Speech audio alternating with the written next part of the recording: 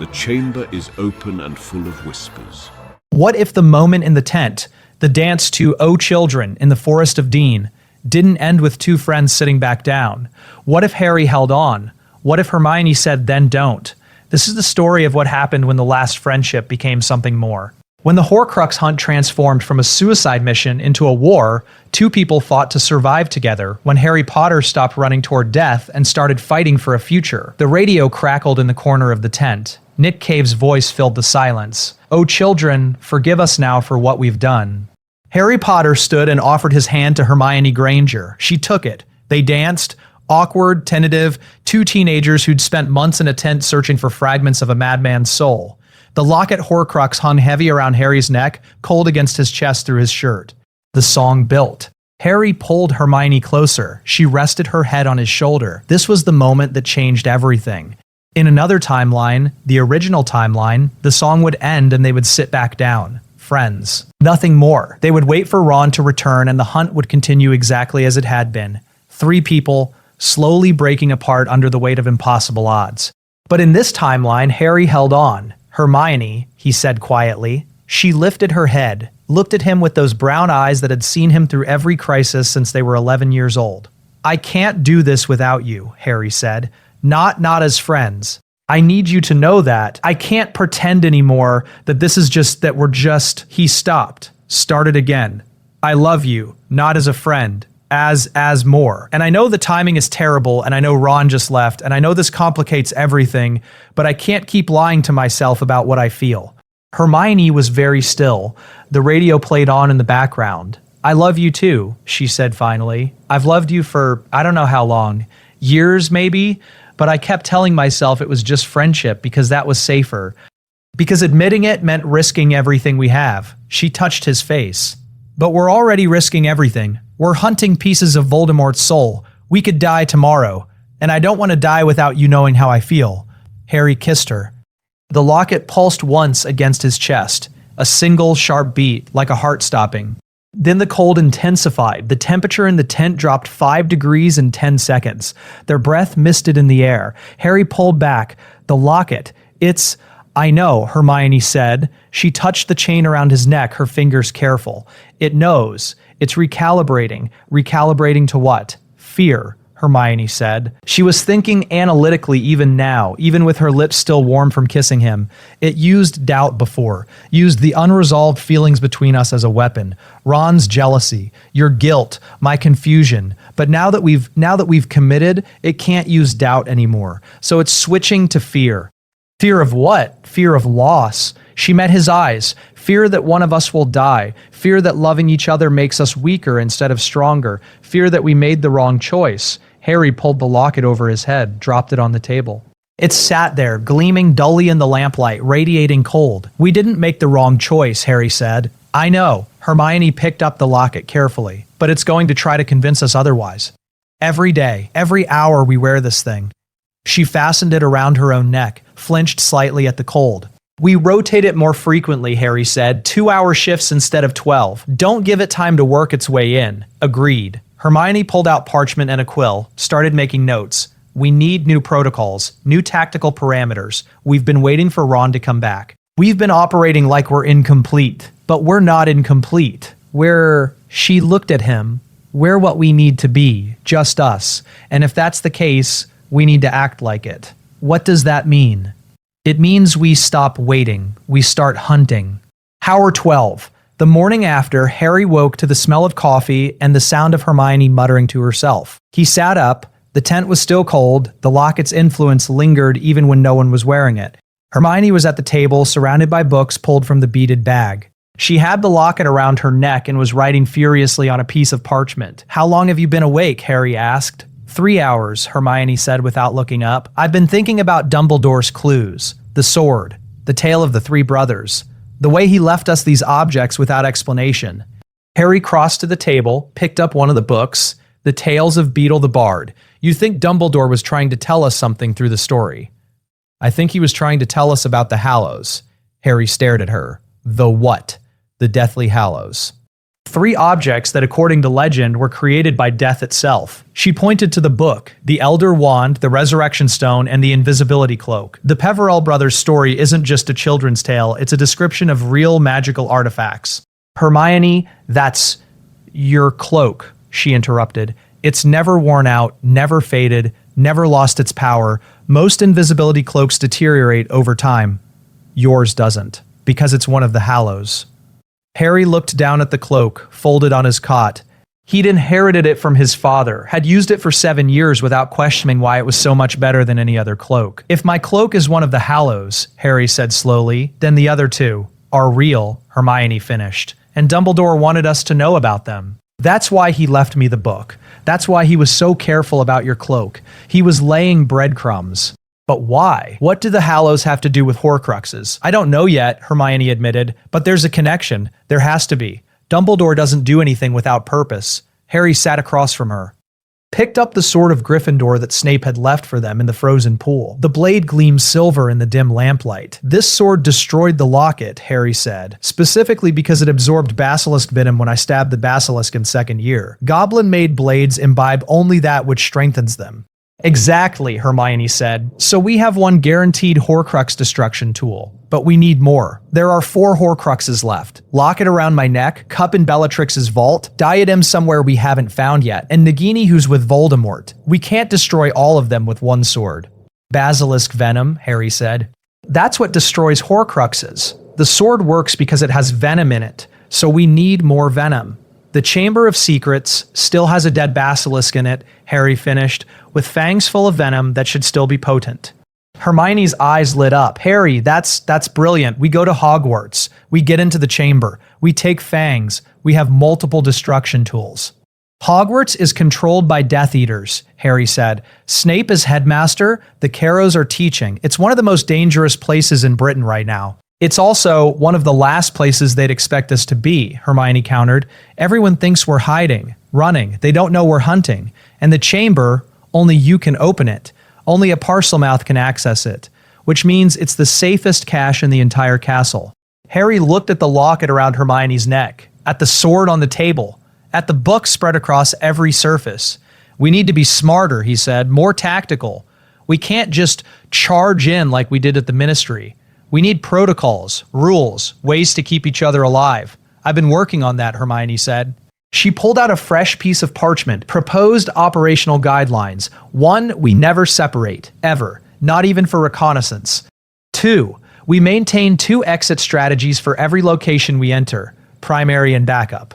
3, we rotate the locket in 2-hour shifts and remove it entirely during tactical planning sessions.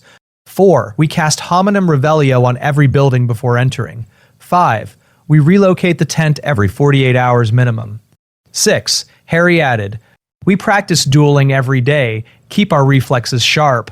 7, we expand our spell repertoire beyond basic defensive magic. I want to master Protego Maxima. You should work on nonverbal casting. 8, we stop reacting and start acting. We choose our targets, we hit them fast, and get out. It was the first real smile Harry had seen from her in weeks. We're going to win this, she said, not because we're the most powerful, but because we're the most prepared. Harry reached across the table and took her hand. The locket pulsed cold against her chest, but she ignored it. Together, Harry said. Together, Hermione agreed. Hour 24. The training begins. They started with dueling. Harry had been in more life-or-death fights than most adult wizards. Hermione had the theoretical knowledge but less practical experience, so Harry taught her the things he'd learned the hard way. How to fight under pressure, how to read an opponent's wand movement, how to use the environment. They cleared a space outside the tent, set up targets, cast protective wards. The key, Harry said, is not to think. Your brain is too slow. You have to let your body react. Watch. He turned toward a target 30 feet away, flicked his wand. Stupefy. The spell was silent, nonverbal. The red bolt hit the target dead center. Your turn, Harry said. Hermione faced the target, took a breath. Stupefy. The spell came out weak, unfocused. It hit wide left. You're thinking the words, Harry said. Don't think them. Feel them. The spell is just intention shaped by a wand. You know what you want to happen.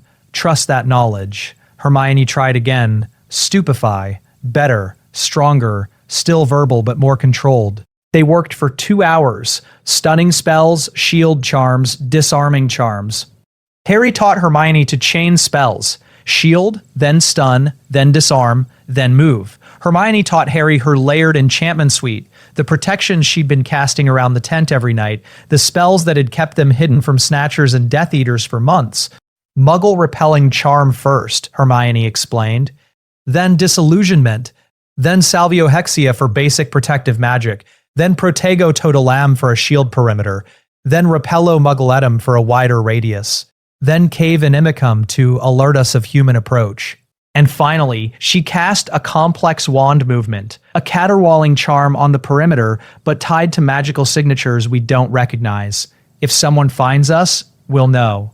Harry watched her work. The precision, the layers, the absolute competence. "You've been keeping us alive this whole time," he said. "Someone had to," Hermione said, but she smiled when she said it. They trained every day after that, dueling in the mornings, spell work in the afternoons, tactical planning in the evenings. Harry's wand work improved. He mastered nonverbal casting for a dozen spells he'd only ever cast aloud. Hermione's combat reflexes sharpened. She could shield and counter curse in the same motion now. But the most important change was strategic.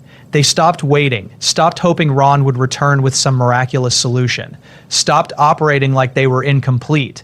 Instead, they planned. 4 Horcruxes, Hermione said one evening, spreading parchment across the table. Locket, cup, diadem, Nagini. We know where 2 of them are. We can deduce the 3rd. The 4th is the problem. The locket is around your neck, Harry said. We destroy that one whenever we're ready. The cup is in Bellatrix's Gringotts vault, incredibly well defended. We'll need a plan for that one, probably involving Polyjuice Potion and a detailed understanding of Gringotts' security protocols. The diadem, Harry said, has to be at Hogwarts. Voldemort was obsessed with the school, and the diadem belongs to Ravenclaw. It's a founder's artifact. He'd have hidden it somewhere connected to Hogwarts history. The Room of Requirement, Hermione said immediately. It's the one place at Hogwarts that most people don't know about. The one place Voldemort could have hidden something and been confident it would stay hidden. Which brings us back to, we need to get into Hogwarts. And get Basilisk Fangs from the Chamber of Secrets. And avoid being killed by Snape, the Carrows, or any of the Death Eaters currently occupying the castle. Hermione tapped her quill against the parchment. We need inside information. Someone who knows the current state of Hogwarts. Someone we can trust. Neville, Harry said. He's still there. Still fighting, probably. If we could contact him. The DA coins, Hermione interrupted. The Protean charm I cast in 5th year. If Neville still has his coin, I can send him a message. She pulled the original galleon from her beaded bag. Tapped it with her wand. The serial number changed. Harry needs Neville. Forest of Dean. Reply if safe. They waited. 3 hours later, the coin grew warm. The number changed. Neville here. Not safe to meet. Hogwarts hell. Das still fighting. What do you need? Hermione's fingers were shaking as she tapped out the response. Need to get into castle undetected. Need access to Room of Requirement and Chamber of Secrets. Can you help? The reply came faster this time. Room yes. Chamber don't know how. Come to Hogsmeade, Aberforth will help. Portrait in Hogshead. Hermione looked at Harry. A portrait passage. Brilliant. We need to destroy the locket first, Harry said. Before we go anywhere near Hogwarts, we can't risk taking a Horcrux into a school full of Death Eaters. Agreed. Hermione pulled the locket over her head. Set it on the table. Tomorrow morning, the frozen pool where Snape left the sword. We do it exactly like you did with the ring. I'll open it, Harry said. You stab it. Together, Hermione corrected. The locket's death. They returned to the pool at dawn. The forest was silent. Frost coated the trees. The pool was frozen solid, exactly as it had been when Harry pulled the sword from the bottom. Harry laid the locket on a flat rock. Drew the sword of Gryffindor. Hermione stood beside him, wand ready. When I open it, Harry said, it's going to try to stop us. It's going to show us things. Say things. Try to make us doubt. I know, Hermione said. Her voice was steady. Harry spoke in Parseltongue. Open. The locket clicked, the doors swung wide, and Tom Riddle's voice filled the clearing. You think you've won, the locket hissed. You think loving her makes you stronger, but you've doomed her. She'll die because of you. Everyone you love dies, Harry Potter. Your parents, Sirius, Dumbledore, and now her. Because you were selfish. Because you couldn't let her go. Images formed in the air above the locket, Hermione dead on the ground, her eyes open and empty, her hand reaching toward Harry. She trusted you, the locket whispered, and you killed her. It's not real, Harry said. He raised the sword. Wait, Hermione said. She stepped forward. I want to do it. Hermione, it's using our love as a weapon, she said. It's trying to make you think loving me is a mistake, that being together makes us weak, but it's wrong. She took the sword from Harry's hands. Loving you is the only thing keeping me sane, the only thing giving me a reason to survive this, and I won't let a fragment of Voldemort's soul convince me otherwise. She raised the sword above the locket, the images changed, now it was Harry, dead. Ron, standing over his body, alive and whole. Hermione reaching for Ron instead. You could have had a normal life, the locket said. Could have been with someone who wouldn't get you killed. But you chose him, chose death. I chose love, Hermione said, which is something you'll never understand. She brought the sword down. The blade pierced the locket's heart. The metal screamed, a sound like tearing metal and dying animals. Black smoke poured from the wound. The images shattered, and then it was over. The locket crumbled to pieces. Just metal and crystal, inert and powerless. Hermione lowered the sword. Her hands were shaking. Harry pulled her close. She buried her face in his shoulder. 1 down, she whispered. 3 to go. Planning Hogwarts. They spent 3 days preparing for Hogwarts. Hermione brewed Polyjuice Potion as a backup. If they were caught, they could transform into students and blend in. Harry practiced his parcel tongue, making sure he could still open the chamber entrance in Moaning Myrtle's bathroom. They memorized the castle layout, discussed entry points, planned escape routes. The portrait in the Hogshead connects to the Room of Requirement, Hermione said, studying the DA coin. Neville's been using the room as a base. So we go to Hogsmeade, meet Aberforth, go through the portrait, link up with Neville. Then we need to get to Moaning Myrtle's bathroom on the 2nd floor, Harry said. Open the chamber, get the fangs, get out. The diadem is the complication, Hermione said. We don't know exactly where in the Room of Requirement Voldemort hid it. We'll have to search. Or we ask someone who was there when Voldemort visited the school. The Grey Lady, Hermione said immediately. Ravenclaw's ghost. She'd know about the diadem. It was her mother's. Can we trust a ghost? Can we trust anyone? Hermione countered. We're walking into a Death Eater-occupied castle to steal objects guarded by 1,000 years of magic. Trust is a relative concept. Harry almost smiled. When do we leave? Tomorrow night. We relocate the tent to the forest outside Hogsmeade. Wait for full dark. Use the cloak to get into the village undetected. She pulled out the small bottle of Polyjuice. I'll transform into a random Hogsmeade resident in case we're spotted. You stay under the cloak. And if we're caught, we fight our way out, Hermione said simply. We're not dying in Hogsmeade. The tent. Late night. Harry couldn't sleep. He lay on his cot, staring at the tent ceiling, thinking about tomorrow, about walking into Hogwarts, his home for 6 years, now occupied by people who wanted him dead. Hermione was still awake too. He could hear her turning pages at the table. Hermione? Yes? Are you scared? A pause. Then, terrified, Harry sat up, looked at her across the tent. She was wearing one of his old Quidditch jumpers, too large for her, her hair pulled back in a messy knot. We could not go, Harry said. We could find another way, more venom somewhere else, a different Horcrux to target first. We could, Hermione agreed, but we won't, because the chamber has what we need, and the diadem is at Hogwarts, and we can't run forever. I don't want you to die, Harry said quietly. Hermione crossed to his cot, sat beside him, took his hand. I don't want you to die either, she said, but we're not going to die, because we're careful. We're prepared. We have protocols and backup plans and more magical knowledge between us than most adult wizards. She leaned her head on his shoulder. We're going to walk into that castle, get what we need, and walk out. Together. You're certain. I'm certain of you, Hermione said. I'm certain of us, and that's enough. Harry kissed the top of her head. I love you. I love you too. She pulled back slightly. Which is why I need you to promise me something, anything. If it comes down to a choice, if you have to choose between completing the mission and saving me, you complete the mission. Hermione, I mean it, she said fiercely.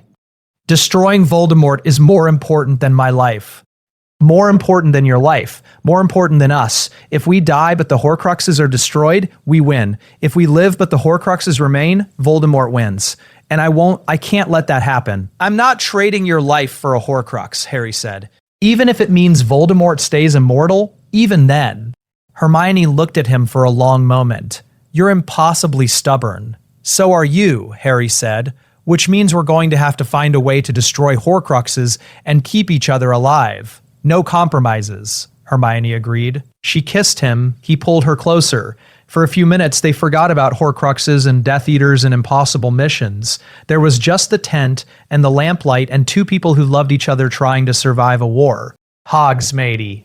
They apparated to the forest outside Hogsmeade at midnight. The village was quiet, dark, a few lights and windows but no movement in the streets. The Hogshead pub sat at the far end of the main road, its painted sign creaking in the wind. Harry wore the invisibility cloak. Hermione had taken Polyjuice potion and looked like a middle-aged witch with gray hair and a severe expression. They moved through the village carefully, cast Hominum Revelio at every corner, watched for caterwauling charms or tracking spells.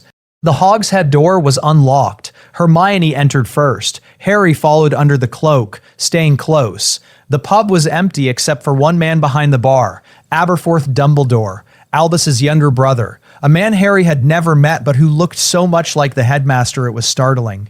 You're the Granger girl, Aberforth said without preamble. Polyjuiced? But I can see it in the way you stand. His eyes shifted. And Harry Potter's under that cloak. Don't bother denying it. Harry pulled the cloak off. Neville told us to come here. He did. Aberforth gestured to a painting on the wall, a portrait of a young girl with long blonde hair. Ariana, my sister. The passages through her portrait. Goes straight to the room of requirement. Neville's waiting. Why are you helping us? Hermione asked. Because my brother died trying to stop Voldemort, Aberforth said. Because those kids at Hogwarts are being tortured by the Carrows.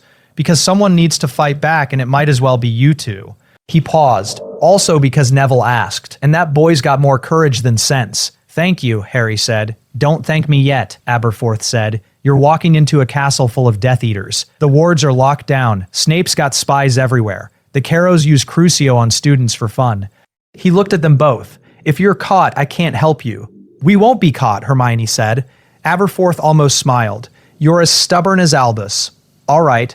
Portrait's ready when you are. Harry and Hermione approached the painting. Ariana's eyes followed them, alive, aware, more than just paint. Dumbledore's army? The portrait asked in a young girl's voice. Yes, Harry said. The portrait swung open like a door. Beyond it, a dark tunnel, sloping upward, lit by torches that flickered as they entered. Harry looked back at Aberforth. If we don't come back, you'll come back, Aberforth interrupted.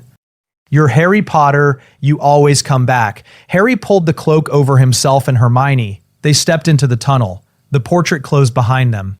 The room of requirement. The tunnel was longer than Harry expected. They climbed for what felt like 10 minutes, the slope steady, the torches casting long shadows. Finally, the tunnel opened into a large room, the room of requirement. But not the version Harry remembered. The clean, organized space where the DA had practiced in 5th year. This version was lived in, desperate, hammocks hanging from the walls, crates of food stacked in corners. A makeshift infirmary in one section with bloodstained bandages and empty potion bottles. And students, dozens of them, sleeping in hammocks, sitting in groups, talking in low voices. Neville Longbottom stood in the center, his face bruised and swollen, his robes torn, but he was smiling. Harry dropped the cloak. Neville's smile widened. Harry, Hermione, you actually came. Harry crossed the room and pulled Neville into a hug. What happened to your face? Carrows, Neville said simply. I refused to practice Crucio on first years. Amicus didn't appreciate that. He gestured around the room. This is what's left of the DA, about 40 of us. We've been living here since October, can't go back to our dormitories. The Carrows have spies, can't leave the castle, the wards lock us in. So we hide, we fight when we can, we survive. Hermione was staring at the students, many of them were injured, all of them looked exhausted. We're going to end this, Harry said.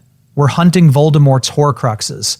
When they're all destroyed, he becomes mortal, killable. How many are left? Neville asked. 3 after tonight, Hermione said. 1 is here, at Hogwarts. Hidden in this very room, actually, but we'll need to search for it. It's a diadem, Ravenclaw's diadem. There's also something we need from the Chamber of Secrets, Harry added. Basilisk fangs, for destroying Horcruxes. Neville whistled. The chamber. Haven't thought about that in years. He looked at Harry. You're the only one who can open it, which is why we need to get to Moaning Myrtle's bathroom tonight. Tonight? Neville repeated. Harry, the castle's on lockdown. Snape's got the Carrows patrolling every floor. The password changes hourly if you're caught. We won't be caught, Hermione said. We have the cloak, we have Polyjuice Potion, we have a decade of sneaking around this castle between us. She pulled out her wand, and we have you to guide us. Neville looked at them both, saw the determination, the unity, the absolute certainty that they would succeed. All right, he said, I'll get you to the second floor, but after that, you're on your own. The Chamber of Secrets. They left the room of requirement at 2 a.m., Harry and Hermione under the cloak. Neville walking ahead, visible, playing the role of a student returning late from patrol. The corridors were dark, empty, but they heard voices. Carrows on patrol, their footsteps echoing. Neville led them down staircases, through passages, past classrooms Harry hadn't seen in months. Hogwarts felt different, colder, like the warmth had been drained from the stones themselves. They reached the second-floor corridor. Moaning Myrtle's bathroom was at the end. This is as far as I go, Neville whispered. Good luck. He turned and walked back the way they'd come. Harry and Hermione slipped into the bathroom. Myrtle was there, floating near the sinks, her translucent form glowing faintly. Oh, she said when they dropped the cloak. Harry Potter? And the Granger girl. I haven't seen you since you opened the chamber last time. I need to open it again, Harry said. Why? Basilisk fangs, Hermione said. We need them. Myrtle studied them both. You're hunting Horcruxes, aren't you? Pieces of you-know-whose soul. Harry froze. How do you— I'm a ghost, Myrtle said. I see things, hear things, and I died because of a basilisk released by a piece of Tom Riddle's soul in a diary. I know a Horcrux when I hear about one. She drifted closer. How many are left? 3 after tonight, Harry said carefully. And you think you can destroy them? 2 teenagers against the darkest wizard in a century? We're not just 2 teenagers, Hermione said. We're the 2 people who destroyed 4 Horcruxes already. We're the 2 people who've survived everything Voldemort's thrown at us. And we're the 2 people who refuse to give up. Myrtle smiled, a strange, sad expression. You love him, she said to Hermione. I can see it. The way you stand, the way you look at him. Yes, Hermione said simply. And you love her, Myrtle said to Harry. Yes. Good. Myrtle floated toward the sinks. Love is the one thing Tom Riddle never understood, the one weapon he never accounted for. Use it, and maybe, just maybe, you'll win. She disappeared through the wall. Harry approached the sink with the small snake carved into the side, spoke in Parseltongue. Open. The sink sank into the floor. The pipe entrance yawned dark. Same as last time, Harry said. We slide down, we find the chamber, we take as many fangs as we can carry. And we don't look at the basilisk's eyes, Hermione added. Even dead, the venom might still be active in the optical nerves. They slid down the pipe together, holding hands. The tunnel was exactly as Harry remembered. Slimy, dark, the smell of old water and decay. They reached the chamber entrance. Harry spoke again. Open. The door ground open. The Chamber of Secrets spread before them, vast, ancient, lined with serpent columns, and at the far end the massive corpse of the basilisk Harry had killed in second year. It was still there, still enormous, still terrifying, even in death. Harry and Hermione approached carefully, kept their eyes away from the creature's face. The fangs, curved like daggers, each one as long as Harry's forearm, were intact. The venom inside them was still potent. Harry could smell it. Acrid, burning, the scent of something that could destroy almost anything. They pulled 10 fangs from the basilisk's jaw, wrapped them carefully in cloth from Hermione's beaded bag. This is enough to destroy every remaining Horcrux, Hermione said. And have spares in case something goes wrong. Nothing's going wrong, Harry said. They climbed back up the pipe, emerged in Moaning Myrtle's bathroom, sealed the entrance. The castle was still silent, still dark. They'd done it. They'd infiltrated Hogwarts, accessed the Chamber of Secrets, and obtained the tools they needed to destroy Voldemort's immortality. Now they just needed to find the diadem, the Grey Lady. They found the Grey Lady in the Ravenclaw common room at dawn. She drifted through the walls, her ghostly form elegant even in death. When she saw Harry and Hermione under the cloak, she could see through it. Being a ghost, she stopped. Helena Ravenclaw, Harry said, dropping the cloak. I need to ask you about your mother's diadem. The Grey Lady's expression hardened. I will not speak of it. Tom Riddle found it, Harry pressed. He convinced you to tell him where it was hidden. And then he turned it into a Horcrux, a piece of his soul. We need to destroy it. Destroy my mother's diadem? The Grey Lady's voice was cold. Save the world, Hermione corrected. The diadem is one of the objects keeping Voldemort immortal. If we destroy it, we bring him one step closer to death. The Grey Lady was silent for a long time. Then, the Room of Requirement, the Room of Hidden Things. Tom hid it there when he came to ask Dumbledore for a teaching position. She looked at Harry. It rests on a bust, wearing a wig, a tarnished tiara. Thank you, Harry said. Destroy it, the Grey Lady said. End what Tom Riddle began, and free my mother's legacy from his corruption. She drifted through the wall and was gone. The diadem. They returned to the Room of Requirement. The DA students were awake now, eating breakfast, talking in low voices. Neville saw them and crossed over. Did you get what you needed? He asked. Basilisk fangs, Harry said. And information? The diadem is in the Room of Hidden Things. Can you show us how to access it? Different configuration of the room, Neville said. You have to walk past the entrance 3 times thinking I need to hide something. The room will change to show you where things are hidden. Harry and Hermione left the main room. Walked the corridor outside 3 times, thinking clearly, I need to find what Voldemort hid. On the 3rd pass, the door appeared. They opened it. The Room of Hidden Things was a cathedral of junk. Piles of broken furniture, banned books, cursed objects, centuries of Hogwarts students hiding things they didn't want found. Harry and Hermione split up but stayed within sight of each other, searched methodically. It took an hour. Finally, Hermione called out, Harry, here. He crossed to her position. There, on a stone bust, wearing a dusty wig, sat a tarnished tiara, silver and sapphires, Ravenclaw's diadem. Harry pulled out a basilisk fang. Together, Hermione said. Harry stabbed the diadem. It screamed, a sound like metal tearing and wind shrieking. Black smoke poured from it. The tiara cracked down the middle, and then it crumbled to dust. 2 down, 2 to go. Escape. They made it back to the Room of Requirement as the sun rose. Neville was waiting. You got it. We got it, Harry confirmed. Then you need to leave. Now, before the Carrows realized someone was in the castle last night, Harry looked at the DA students, at Neville's bruised face, at the makeshift infirmary and the exhausted teenagers who were fighting a war from inside Hogwarts itself. Come with us, Harry said. All of you. We can hide you. Keep you safe. We're needed here, Neville said. Someone has to stand up to the Carrows. Someone has to show the younger students that resistance is possible. He smiled, a fierce, determined expression. You destroy the Horcruxes. We'll hold the line here. Hermione hugged him. Be careful. You too, Neville said. Harry and Hermione pulled the cloak over themselves, walked through Ariana's portrait, down the tunnel, back into the Hogshead. Aberforth was waiting. You made it. We made it, Harry said. Good. Aberforth handed them a small package, food for the road. And a bit of advice, don't come back here. Snape's going to know someone was in the castle. He'll tighten security. Next time, you might not make it out. Thank you, Hermione said.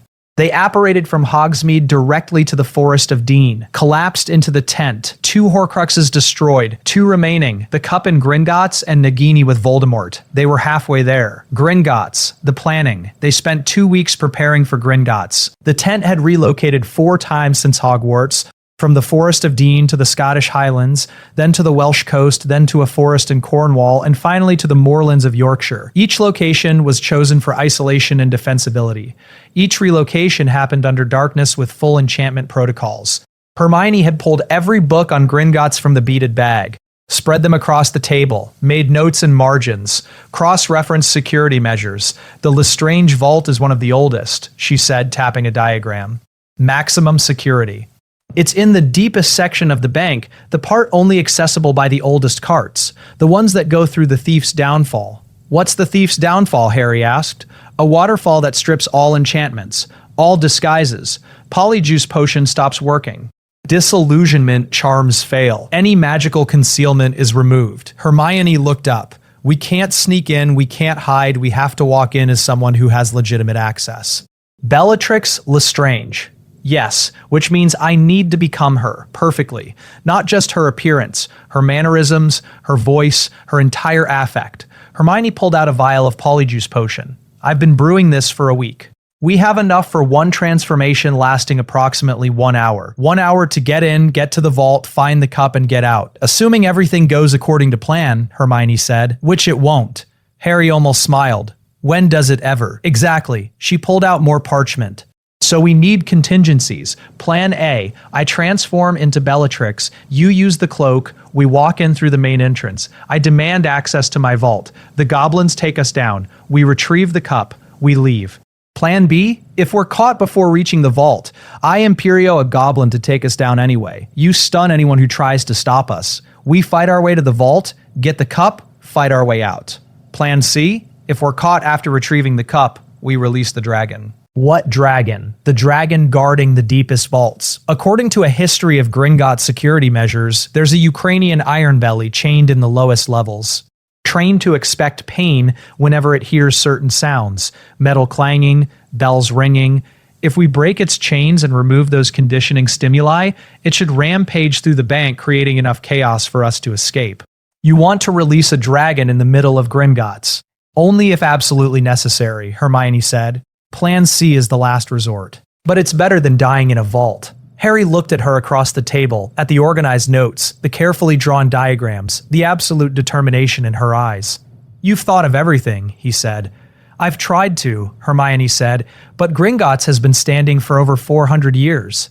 Their security is legendary. We're going to encounter things we haven't planned for, which means we need to be able to improvise. Together, Harry said. Together, Hermione agreed. They practiced for days. Hermione studied Bellatrix's mannerisms from every memory she had. The way Bellatrix had tortured her at Malfoy Manor, the manic energy, the cruel delight in causing pain. It made Hermione sick to channel that energy, but she did it anyway. Harry drilled her on accent, posture, word choice. You're too polite, Harry said after one practice session. Bellatrix doesn't say excuse me to goblins. She sneers at them, treats them like servants. I know, Hermione said. It's hard to be deliberately cruel. You're not being cruel. You're acting. Harry touched her shoulder, and you only have to hold it for an hour. Then you can be yourself again. Hermione nodded, tried again. This time when she spoke, her voice had the edge of madness Bellatrix carried. The contempt, the barely contained violence. Harry actually stepped back. That was disturbing. Good, Hermione said. Bellatrix is disturbing. They also prepared their exit strategy. We apparate from the bank directly to the countryside, Hermione said, somewhere remote. We destroy the cup immediately with the basilisk fang. Then we relocate the tent and go to ground for at least a week before making any moves toward Nagini. Agreed. Harry pulled out the Marauders map. He'd been carrying it since Hogwarts. After Gringotts, Voldemort will know we're actively hunting Horcruxes. He'll tighten security around Nagini. We'll need to be even more careful. One problem at a time, Hermione said. First, Gringotts. The morning of. They apparated to Diagon Alley at dawn. The street was quiet. A few early morning shoppers. Death Eaters on patrol. 2 of them standing outside Gringotts itself. Harry and Hermione watched from an alley under the invisibility cloak. The Death Eaters complicate things, Harry said quietly. They're looking for me, Hermione said, mudblood on the run. If I walk up as Bellatrix, they won't question it. Bellatrix has vault access. She's one of them. What if they try to talk to you? I'll be dismissive. Bellatrix doesn't make small talk with underlings. Hermione pulled out the polyjuice potion. Are you ready? Are you? Hermione met his eyes. I'm terrified, but I'm ready. She drank the polyjuice. The transformation was immediate and grotesque. Her face elongated, cheekbones sharpening. Her hair darkened and became wild, tangled. Her eyes turned from brown to black. Her entire posture changed, became predatory, unstable. When she spoke, Bellatrix Lestrange's voice came out. How do I look? Like someone I never want to see again, Harry said honestly. It's perfect. Hermione, Bellatrix, smiled. The expression was manic and wrong on that face. Then let's go steal from the Death Eater's favorite bank. Harry pulled the cloak tighter around himself. Hermione stepped out of the alley. The Death Eaters at Gringotts' entrance noticed her immediately, straightened. One of them, a man Harry didn't recognize, nodded respectfully. Madame Lestrange, he said. "Out of my way," Hermione snarled. "I have business with my vault." The Death Eaters stepped aside immediately. Hermione swept through the bronze doors. Harry followed under the cloak, staying close. The banking hall was exactly as Harry remembered. Vast marble filled with goblins at high desks counting coins and examining gemstones. The goblin at the nearest desk looked up as Hermione approached. "Madame Lestrange," the goblin said. His voice was neutral, professional. "How may Gringotts serve you today?" "My vault," Hermione said. "I need access. Immediately." "Of course, if you could provide your key." "I don't have the key," Hermione interrupted. "It was lost. Surely that's not a problem for the great Gringotts." The goblin's expression hardened. "Madam, without the key I cannot." Hermione drew her wand, pointed it at the goblin's face. "Imperio," she said quietly. The unforgivable curse hit the goblin. His eyes glazed, his resistance dissolved. "Take me to my vault," Hermione commanded. "Now." The goblin stood smoothly. "Of course, Madame Lestrange. This way." Harry's stomach turned. Hermione had just cast an unforgivable curse. But there was no time to process it. They were committed now. The goblin led them to the cart station. Other goblins watched but didn't interfere. Bellatrix Lestrange was a known Death Eater, and challenging her could be lethal. They descended. The cart plunged into darkness, twisting through tunnels carved from stone centuries ago. Down, down, deeper than Harry had ever been. The air grew hotter. The sound of rushing water echoed ahead. "The thief's downfall," the imperused goblin said. The waterfall hit them like a physical blow. Harry felt the invisibility cloak torn from his shoulders, felt the water strip away every enchantment on his person. The cart didn't slow. It crashed through the waterfall and kept descending. Behind them, alarms began to sound. The thief's downfall had detected the polyjuice potion, had revealed Harry's presence. Hermione was herself again, soaking wet, her own face restored. She looked at Harry with wide eyes. "Plan B," she said. The cart reached the bottom. They jumped out as goblins poured from side tunnels, wands, and strange goblin weapons raised. "Stop!" one of the goblins shouted. "You have violated Gringotts' security protocols. Surrender immediately." Harry raised his wand. Stupefy, the spell hit the lead goblin. He dropped. The others charged. Hermione cast a shield charm, Protego Maxima. The silver shield erupted around them, buying seconds. Harry grabbed the imperious goblin. "The Lestrange vault," Harry said urgently. "Where is it?" The goblin pointed down a side passage. "Through there. Vault 713. They ran. Goblins pursued, shouting, casting spells, raising the alarm. Harry and Hermione fired stunning spells over their shoulders without stopping. The passage twisted. They burst into a vast cavern. And there, at the far end, a dragon. The Ukrainian iron belly was massive, easily 40 feet long, scales blackened and scarred. It was chained to the cavern floor with metal links as thick as Harry's arm. When it saw them, it flinched away from the light of their wands, conditioned to associate light with pain. "The vault surpassed the dragon," the imperused goblin said. Harry and Hermione edged around the creature. It watched them with yellow eyes but didn't attack, just cowered, waiting for the pain it had learned to expect. They reached Vault 713. The door was massive, engraved with warnings and gobbledygook.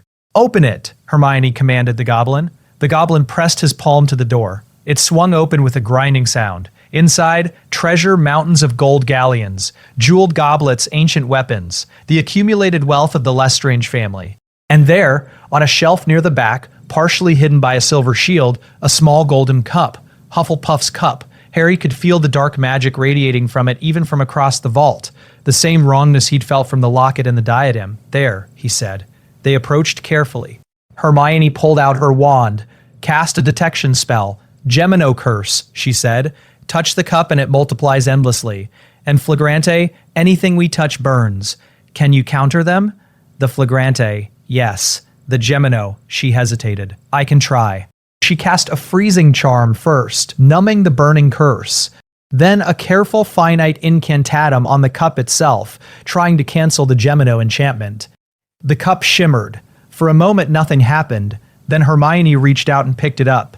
It didn't multiply, didn't burn. "Got it," she breathed. Behind them, goblins poured into the cavern. At least 20 of them, more coming. "We're surrounded," Harry said. Hermione looked at the dragon. Plan C. She raised her wand and blasted the chain anchoring the dragon's neck. The metal shattered. The dragon lifted its head, confused. It had been chained for so long it didn't immediately understand freedom. "Go!" Hermione shouted at it. The dragon roared, a sound like a mountain splitting. It lurched forward, massive and furious, charging toward the tunnel entrance. Goblins scattered. The cavern shook with the impact of its footfalls. Harry and Hermione ran after it. The dragon smashed through the tunnels, its bulk demolishing everything in its path. Goblins tried to stop it with spells. The dragon's hide was too thick. It kept going, climbing, driven by instinct toward fresh air. They reached the banking hall. The dragon burst through, its head smashing into the ceiling. Chandeliers crashed, marble cracked, people screamed and fled. The dragon crashed through the front doors, bronze bent and tore like paper, and emerged onto Diagon Alley. Harry and Hermione climbed onto its back. "Are you insane?" Harry shouted. "Probably," Hermione shouted back. "Hold on." The dragon spread its wings, massive, membrane-thin, and launched itself into the air. Diagon Alley fell away beneath them. The dragon climbed higher, higher, breaking through cloud cover, flying with the desperate joy of something that had forgotten what freedom felt like. Harry clung to Hermione. Hermione clung to the dragon's spines. The cup was clutched in her other hand. They flew north, away from London, away from Gringotts. The dragon didn't care where it was going, just flew, reveling in open sky. After 20 minutes, it began to descend. They were over countryside now, hills, forests, a river cutting through green land. The dragon landed in a clearing beside the river, shook itself. Harry and Hermione slid off its back. The dragon looked at them once. Those yellow eyes met Harry's for a brief moment, and then it launched itself back into the air and flew away. Gone. Free. Harry and Hermione stood in the clearing, soaking wet, bruised, holding Hufflepuff's cup. "We did it," Harry said. "We stole from Gringotts," Hermione said. She was breathing hard. "We released a dragon. We escaped on its back, and we got the cup." Harry pulled out a basilisk fang. "Let's finish this." He laid the cup on a flat rock. Hermione stood beside him. "For everyone Voldemort killed," Harry said. "For everyone he would have killed." He drove the fang through the cup's base. The scream was immediate. Worse than the locket. Worse than the diadem. The cup split open and black smoke poured out, forming shapes in the air. Tom Riddle's face, young and handsome and furious. "You cannot stop me," the smoke shrieked. "I am immortal. I am beyond death." "Not anymore," Hermione said. The smoke dissipated with a final howl. The cup crumbled to pieces. 3 Horcruxes down. 1 to go. The aftermath. They apparated to a remote forest in Scotland, set up the tent with full enchantment protocols, collapsed inside. For a long time neither of them spoke, just sat on their respective cots processing what they'd done. Finally, Harry said, "You cast an unforgivable curse." "I know," Hermione said quietly. "The Imperius, on the goblin.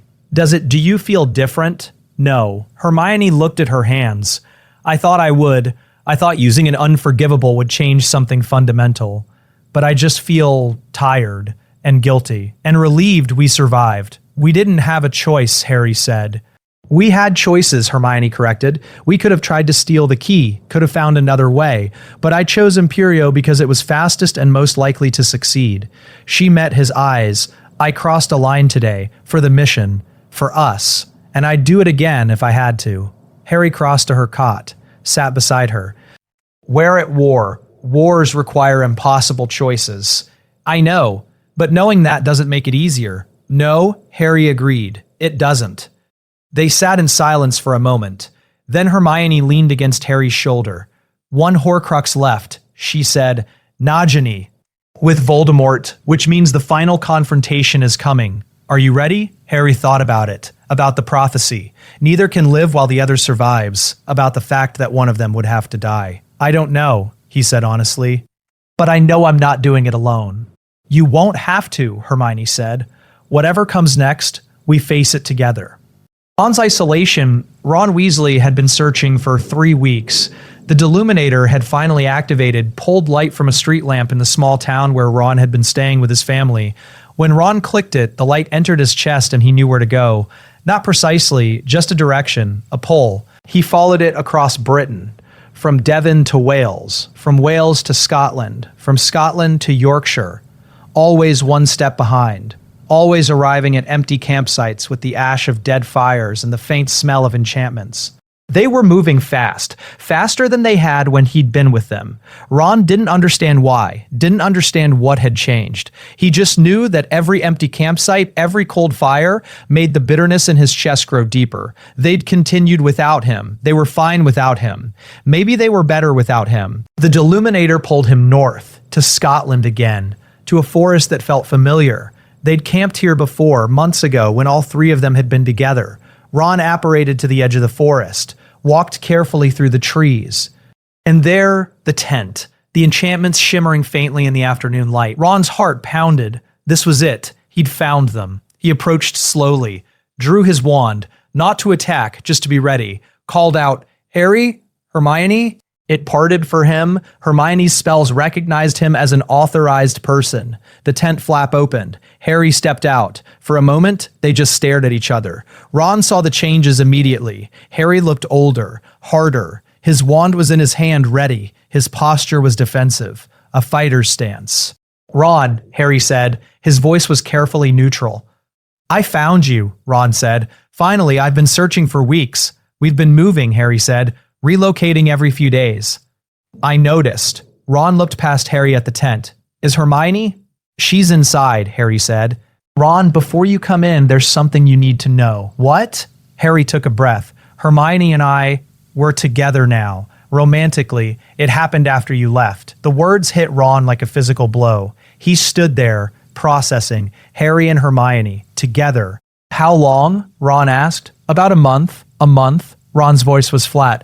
"You've been together a month and you didn't think to contact me? To let me know? We didn't know how to find you," Harry said. "You left. You took the Deluminator and you left, and we couldn't wait for you to come back." "The mission was too important." "The mission," Ron repeated. "Right. The mission." He laughed, a bitter sound. "How many Horcruxes have you destroyed while I was gone?" "3, Harry said. "Locket, diadem, cup." 3. Ron's hands were shaking. "You destroyed 3 Horcruxes without me. You infiltrated Hogwarts. You broke into Gringotts, and you didn't need me for any of it." "Ron." "I was right," Ron said. "Back when I left, I said you two didn't need me, that you were better off without me. And I was right." The tent flap opened again. Hermione stepped out. She looked different too, more confident. Her wand was in her hand. She stood beside Harry, not in front of him, not behind him, but beside him. Partners. "Ron," she said. "Hermione." Ron's voice broke. "You're with him now." "Yes," Hermione said simply. Was this happening before I left? Were you two?" "No," Hermione said firmly. "It started after you left. After we'd spent 2 weeks alone trying to keep each other sane. After we realized we couldn't keep pretending we were just friends. So I leave and you immediately get together." "It wasn't immediate," Harry said. "And it wasn't about you leaving, Ron. It was about us finally being honest about what we felt." Ron looked between them, at the way they stood together, at the matching determination in their eyes, at the fact that they'd accomplished in a month what the three of them hadn't managed in months. "I wanted to come back," Ron said. "That's why I've been searching. I wanted to apologize, to help. He stopped. "But you don't need my help. You don't need me at all." "That's not true," Hermione said. "Ron, you're still our friend. You're still important to us." "I'm a third wheel," Ron said bitterly. "I was a third wheel before I left, and I'd be a third wheel if I came back. You're a unit now. You work together. You've destroyed 3 Horcruxes. What could I possibly add?" "You could fight with us," Harry said. "When we go after Nagini, when we face Voldemort. We'll need everyone we can get." "You'll need bodies, you mean?" Ron said. "Not me specifically, just warm bodies for the final battle." "Ron." "No." Ron took a step back. I can't do this. I can't watch you two together and pretend I'm okay with it. I can't pretend I'm still part of this team when you've made it clear you're better off without me." "We never said that," Hermione said. "You didn't have to." Ron looked at them both. "I'm going back to my family, to Shell Cottage. If you need me for the final fight, if you actually need me, you know where to find me." He turned and disappeared before either of them could respond. Harry and Hermione stood alone in the forest clearing. "That went badly," Harry said. "Yes," Hermione agreed. Her voice was tight. "But I don't know what we could have said differently. We didn't betray him. We didn't lie. We just moved forward." "He's hurt," Harry said, "and angry, and probably feeling like we replaced him." "We didn't replace him. We adapted to his absence." Hermione turned to face Harry. Should we go after him? Harry thought about it, about Ron's face, about the bitterness in his voice, about the fact that Ron had dissipated rather than staying to talk. Not yet, Harry said. Give him time to cool down, to think. If we chase him now, it'll just turn into a fight. And if he doesn't cool down, then we'll deal with that when it happens, Harry said. But right now, we have one Horcrux left, Nagini, and we need to figure out how to destroy her before we can even think about the final confrontation with Voldemort. Hermione nodded slowly. You're right, one thing at a time. They went back into the tent together. Nagini, the impossible target. The problem with Nagini was simple. She was never alone. Voldemort kept the snake with him constantly, wrapped around his shoulders, sleeping in his chambers. Fed on the corpses of his victims. She was his last Horcrux and he knew it, protected her more carefully than he'd protected any of the others. We can't get to her while she's with Voldemort, Hermione said, spreading notes across the table. We're not powerful enough to fight him directly. Not yet. So we need him to send her away, Harry said. Give her a mission. Make her vulnerable. What kind of mission would make Voldemort send away his last Horcrux? Harry thought about it, about Voldemort's psychology, about the prophecy. Me, Harry said. If Voldemort thought he could use Nagini to get to me, to kill me or capture me, he might risk sending her out. That's too dangerous, Hermione said immediately. You can't use yourself as bait. We've been using ourselves as bait since this started, Harry countered. Gringotts, Hogwarts. Every time we destroy a Horcrux, we're announcing our presence. Voldemort knows we're hunting them. He knows we're coming for Nagini eventually. So what are you suggesting? We make him think we're weak, desperate. We leak information through the DA, through Aberforth, through any channel Voldemort might monitor, that we're planning something reckless, something that would draw Nagini out. Like what? Harry pulled out the Marauder's map, the Shrieking Shack. It's connected to Hogwarts, but technically outside the wards. If we let it slip that we're using the shack as a base, that we're planning to infiltrate Hogwarts again from there, Voldemort might send Nagini to intercept us. That might work, Hermione said slowly. The shack is isolated. Defensible from our perspective, but vulnerable from his. He'd see it as an opportunity. We set the trap. We wait in the shack with a basilisk fang ready. When Nagini arrives, we kill her before Voldemort realizes what's happening. And if Voldemort comes with her, then we run, Harry said. We can't fight him until Nagini is dead, until all the Horcruxes are destroyed. Hermione was quiet for a long moment. Then, we'd need perfect timing, perfect execution. One mistake and we're both dead.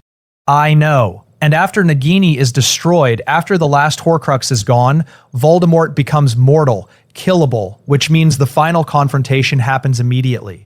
I know that too, Harry said. Hermione looked at him across the table.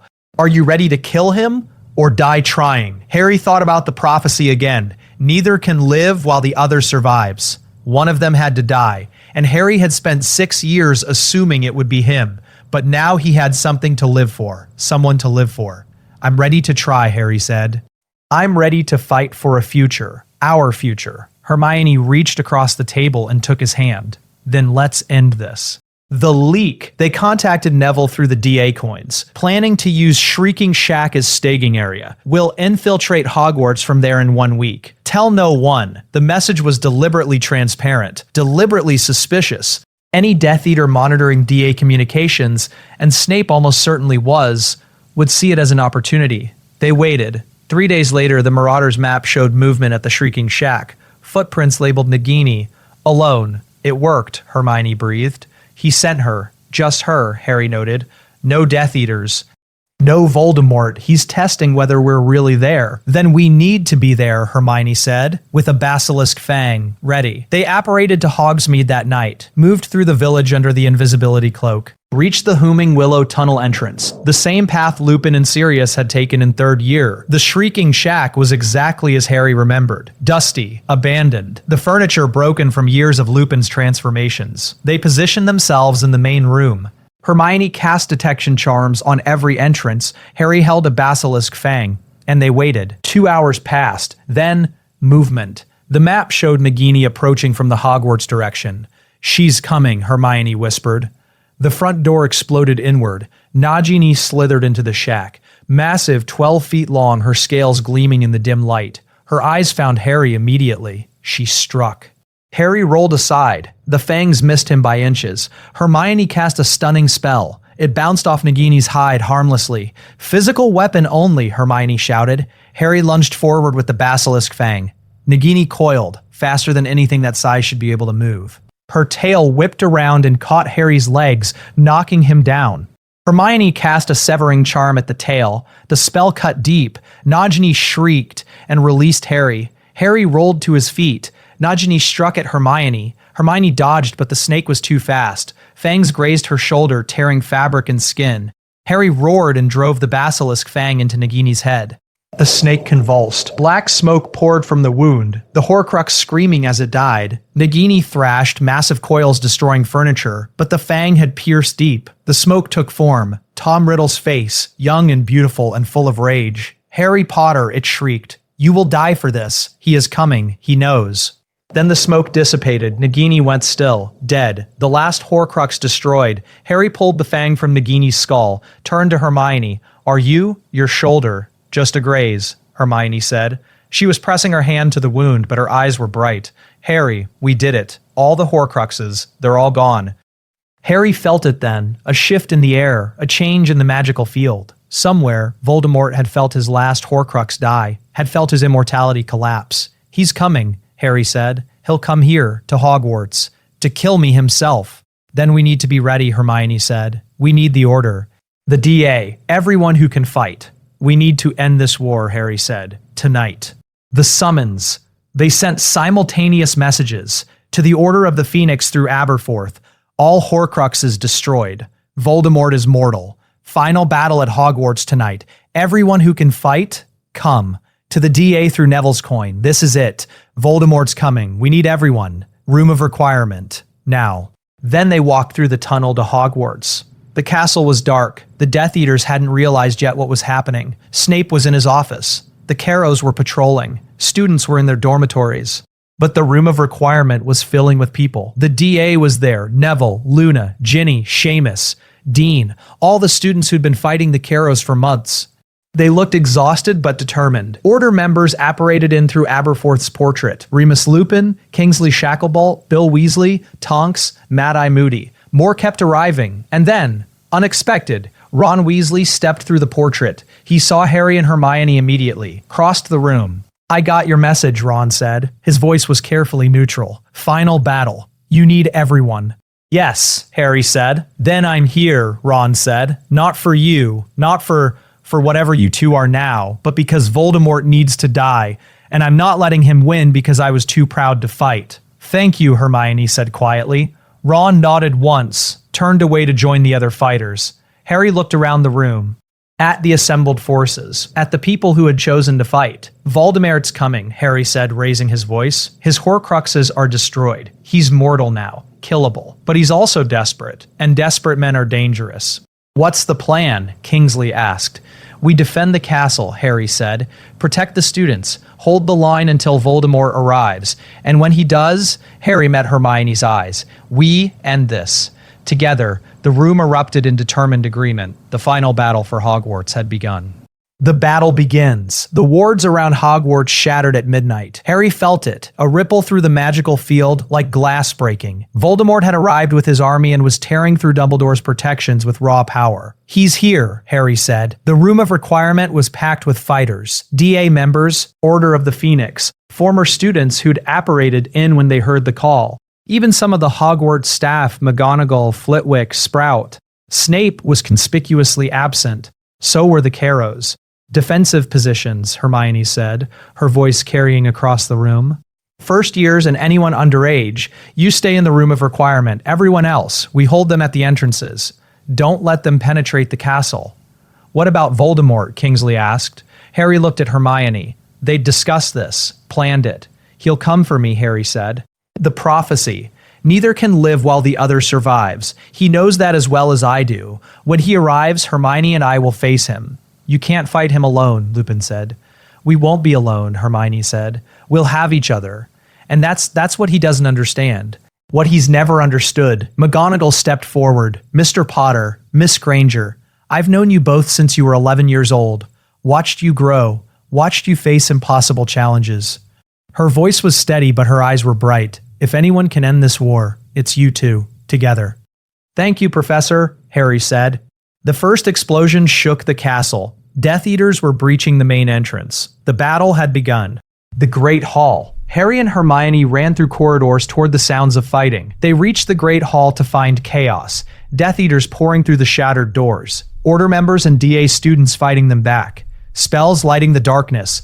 The house tables overturned as barricades. Neville was in the thick of it, dueling 2 Death Eaters simultaneously. Luna was beside him, her wand movements precise and eerily calm. Ginny Weasley fought near the Gryffindor table, her bat bogey hex driving back a masked Death Eater. Ron was near the entrance, trading spells with a Death Eater Harry recognized as Yaxley. Ron's face was set with grim determination. Harry and Hermione joined the fight. Harry cast shield charms over the students, layering protection. Hermione fired stunning spells with methodical precision. 1 Death Eater down, 2, 3. They moved together, covering each other's blind spots, functioning as a single tactical unit. A Death Eater fired the killing curse at Hermione. Harry pulled her aside. The green light missed by inches, and fired back. Stupefy, the Death Eater dropped. Thank you, Hermione gasped. Always, Harry said. They fought for 20 minutes. The Death Eaters were skilled but disorganized. Voldemort had sent them ahead while he prepared for his own entrance. The defenders held the line. Then the temperature in the Great Hall dropped 10 degrees. Every candle flame guttered. Frost formed on the windows. Voldemort had entered the castle. The entrance hall. Harry felt it through his scar, the connection that had plagued him for 6 years. Voldemort was close, getting closer. He's in the entrance hall, Harry said. Hermione grabbed his hand. Together, they ran. The entrance hall was empty. The massive doors hung open. Snow drifted in from outside, and there, standing in the center of the marble floor, was Lord Voldemort. He looked different than the last time Harry had seen him, more solid, more real, but also more vulnerable. The knowledge that his Horcruxes were gone, that he was mortal, showed in his red eyes. Harry Potter, Voldemort said. His voice was soft, almost conversational. You have destroyed my Horcruxes, stolen my immortality, forced me to become, he paused, killable. Yes, Harry said. His wand was raised. Hermione stood beside him, her wand steady. I underestimated you, Voldemort continued. I thought you were just a boy, lucky, protected by others. But you've proven to be more than that. You've become formidable. I had help, Harry said. He glanced at Hermione, the best help. Voldemort's eyes shifted to Hermione, the mudblood. Yes, I should have killed her years ago, but I was distracted. Focused on other things. That was a mistake. He raised his wand. Avada, Harry cast a shield charm between Voldemort and Hermione before the curse could complete. The green light hit the shield and dissipated. You'll have to go through me first, Harry said. I intend to, Voldemort said. The duel began. Voldemort was fast. Faster than anyone Harry had fought. The killing curse came first. Harry dodged. Then a blasting curse. Hermione deflected it with a shield charm. Then something Harry didn't recognize. Purple light that turned the stone floor to liquid where it hit. Harry and Hermione fought back. Stunning spells. Banishing charms. Cutting curses. They moved in sync, never blocking each other's line of fire, always covering, always supporting. But Voldemort was better, more experienced, more powerful. A cutting curse caught Harry's shoulder. He felt blood, hot and immediate.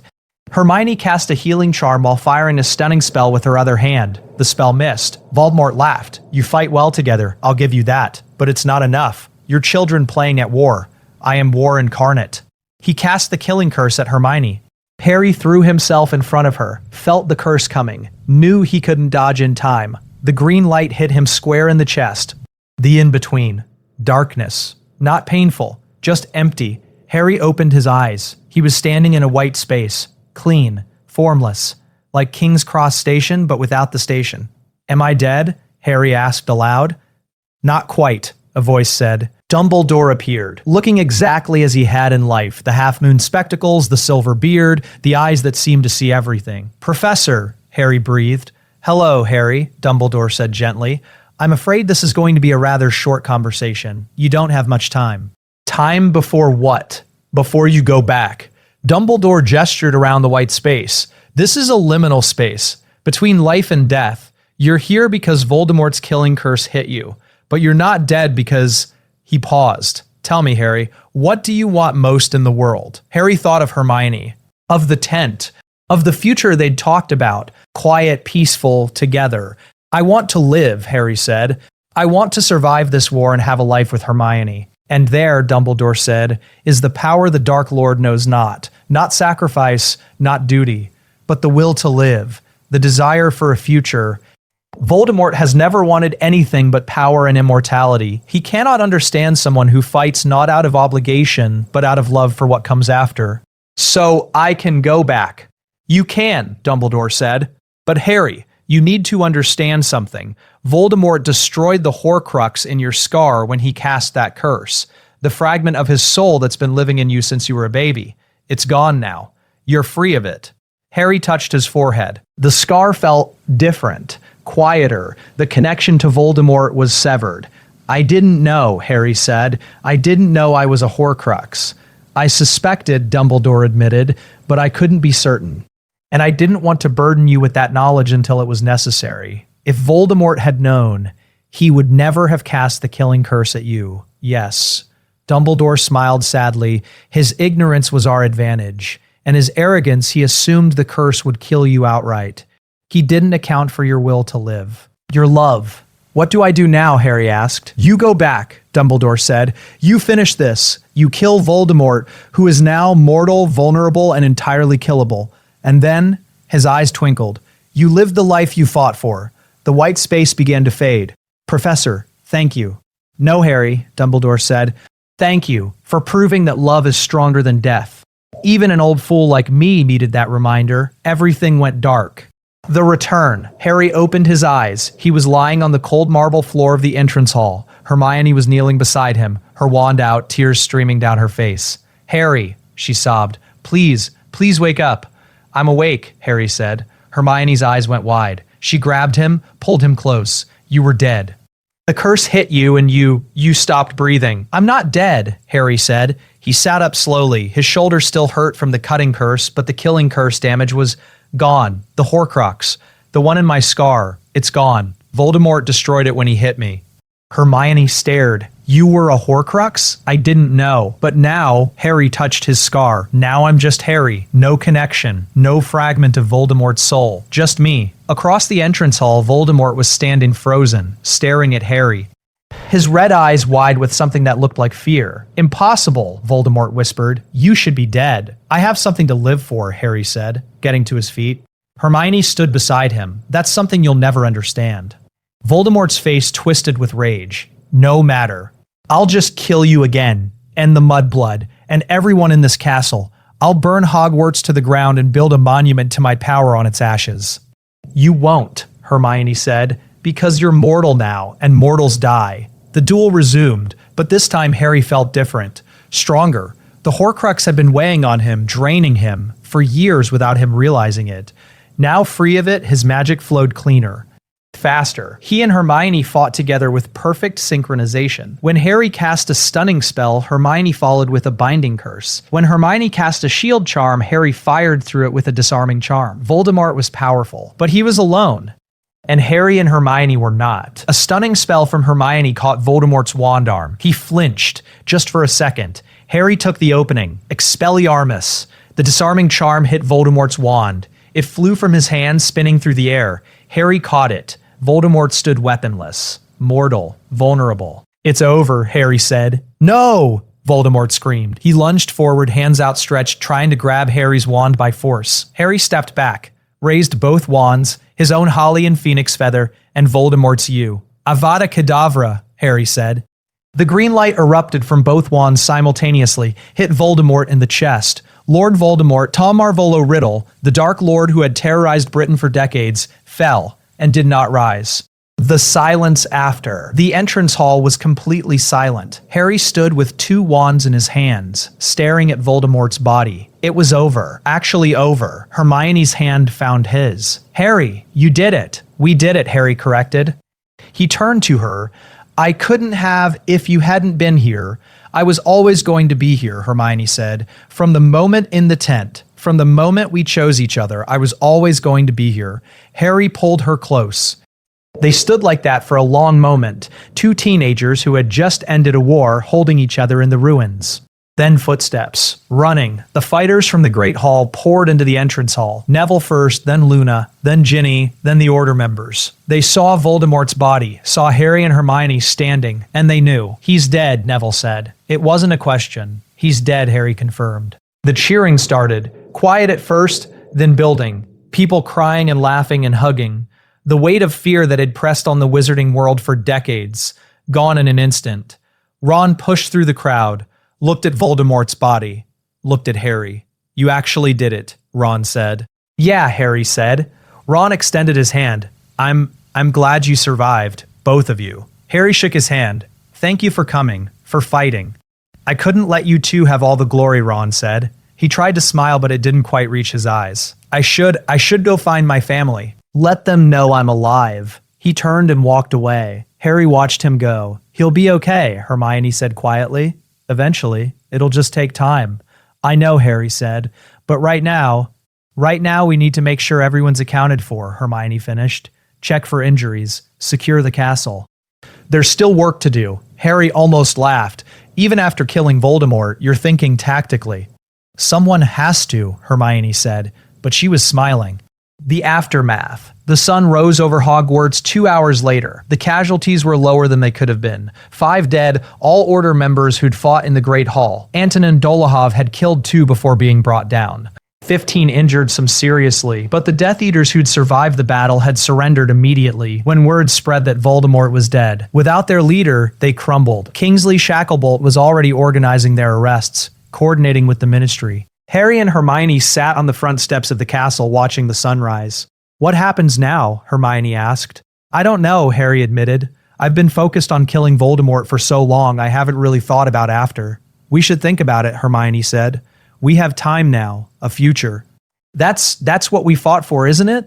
"It is," Harry said. He took her hand. "What do you want?" After all this, Hermione was quiet for a moment. "I want to finish my education. Take my newts properly. Maybe go to university. There are magical universities on the continent. I want to learn things because I'm curious, not because we need the information to survive." "That sounds good," Harry said. "What about you?" Harry thought about it. About the life he'd dreamed of during the long months in the tent. About the future that had seemed impossible until 12 hours ago. "I want peace," Harry said.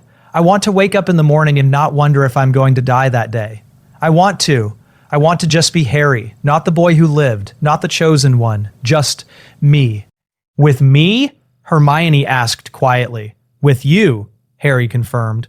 "Always with you." Hermione leaned her head on his shoulder. They sat like that, watching the sun rise over a world that was, for the first time in their lives, truly at peace. 3 months later, the Burrow was crowded with Weasleys. Harry had been invited to dinner, a regular occurrence now. The war was over, the Death Eaters were in Azkaban, the Ministry was rebuilding under Kingsley's leadership, and life was, slowly, cautiously, returning to normal. Hermione was beside Harry at the table, talking with Arthur about recent developments in Muggle-Wizard relations. Ron was across from them, quieter than he used to be, but present. The relationship between the three of them was complicated. Ron had accepted that Harry and Hermione were together, had even, in his better moments, admitted they were good for each other. But there was still a distance, a sadness in Ron's eyes when he looked at them. Harry thought it would probably always be there. Some wounds didn't heal cleanly, but Ron was trying, and that was something. After dinner, Harry and Hermione walked through the garden outside the Burrow. "Ron's doing better," Hermione observed. "He is," Harry agreed, "but I don't think the three of us will ever be what we were before." "No," Hermione said. "We won't. Too much has changed, but maybe we can be something different. Not best friends like we were at 11. But people who fought a war together and survived. That's its own kind of bond." "You're very wise," Harry said. "I know," Hermione said, and she was smiling when she said it. They reached the edge of the garden. The sun was setting. The sky was orange and purple and gold. "Hermione," Harry said. "Yes, I love you." She turned to face him. "I love you too. I know we've talked about the future, about education and careers and what we want to do. But there's something I want to do first." Harry pulled a small box from his pocket, opened it. Inside was a ring. Simple. Silver. A single diamond. Hermione's eyes went wide. "Harry, I know we're young, Harry said quickly. I know there's no rush. But I've spent 6 years watching people die without warning, watching futures get stolen. And I don't want to waste time. I don't want to wait for the right moment because I've learned the hard way that moments disappear. He took a breath. Hermione Granger, will you marry me? Hermione was crying.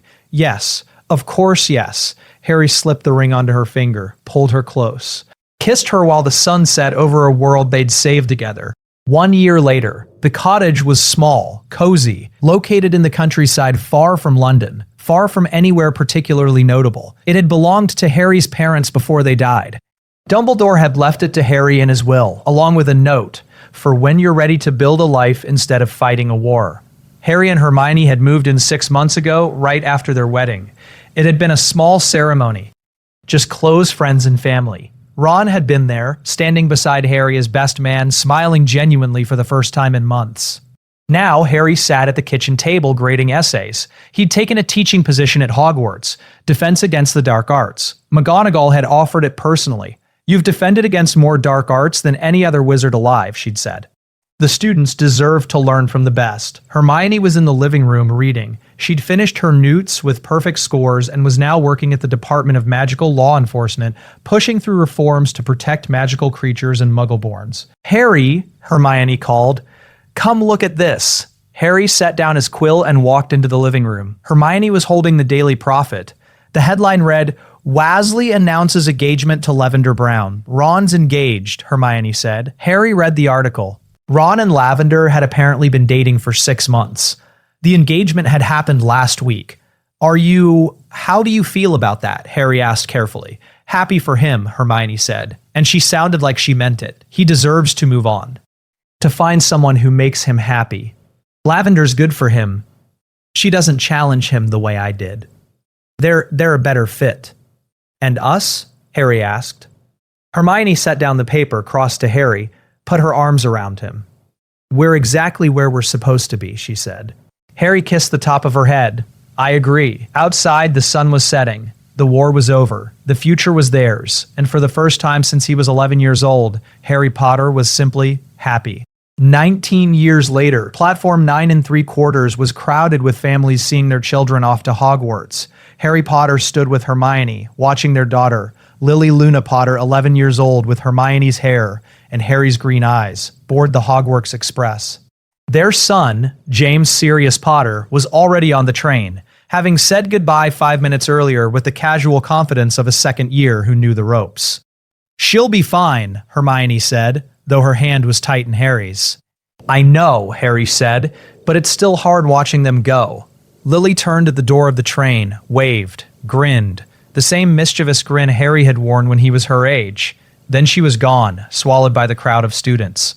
The train began to move. Near them, Ron Weasley stood with his wife Lavender and their son Hugo. Ron caught Harry's eye, nodded. Harry nodded back. They'd never become best friends again. Too much had happened. Too much had changed. But they were friendly, cordial. They had dinner together occasionally. Their children played together. It was enough. The train pulled away. Harry and Hermione stood together on the platform watching it disappear. Do you ever think about it? Hermione asked. The war, the tent, that moment when everything changed. Sometimes, Harry admitted, but mostly I think about this, about the life we built, the family we made, the future we fought for. It was worth it, Hermione said. It was, Harry agreed. They walked out of King's Cross together, hand in hand, heading home to a life they'd earned through blood and sacrifice and love. The war was 20 years gone, but the bond they'd forged in that tent, during a dance to a song about children and forgiveness, remained unbroken, unbreakable, forever. Let us know what you'd like to see next. The end.